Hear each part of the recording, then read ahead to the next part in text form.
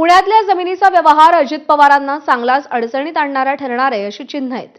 जमिनीची खरेदी केली आहे अजित पवारांचे थोरले चिरंजीव पार्थ पवारांनी, पण लेकाच्या या व्यवहारावरून विरोधकांनी थेट अजित पवारांच्या राजीनाम्याची मागणी लावून धरली आहे। अजित पवारांचा मुलगा पार्थ पवारांच्या अमेडिया कंपनीनं पुण्याच्या कोरेगाव पार्कमधील तब्बल 1800 कोटींची जमीन केवळ 300 कोटींना विकत घेतल्याचा आरोप आहे। धक्कादायक म्हणजे ही जमीन महार वतनाची असल्याचं समोर आलंय।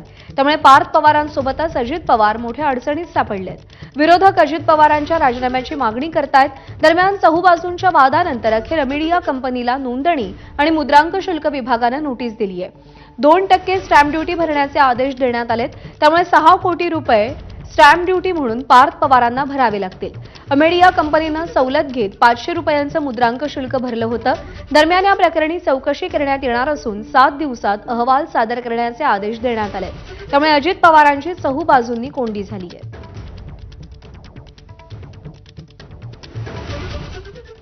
आधी अजित पवारांनी पार्थ यांच्यावर झालेल्या आरोपांवर बोलणं टाळलं, नो कमेंट्स म्हणत अजित पवारांनी बोलण्यास नकार दिला।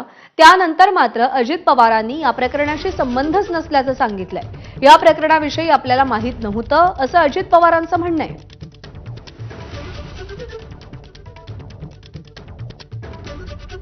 मी फार कायद्याच्या नियमाच्या चौकटीमध्ये राहून काम करणारा कार्यकर्ता आहे, हे आपल्याला सगळ्यांना माहिती आहे। आणि त्याच्यामुळं मी आता मला आज कुणीतरी दुपारी मगाशी एक दाखवलं, मुख्यमंत्री म्हणाले की ह्याची चौकशी मी करतो।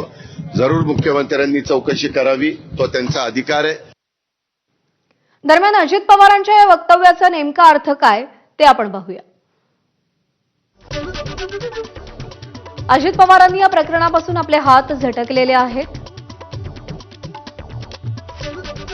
3 महिन्याआधीच अजित पवारांना या प्रकरणाची माहिती मिळाली होती। अजित पवारांनी पार्थ पवारांना समजवण्याचा प्रयत्न केला। अजित पवारांनी सांगूनही पार्थ पवारांनी त्यांचं ऐकलं नाही। अजित पवारांनी या प्रकरणाचा पाठपुरावा केला नाही।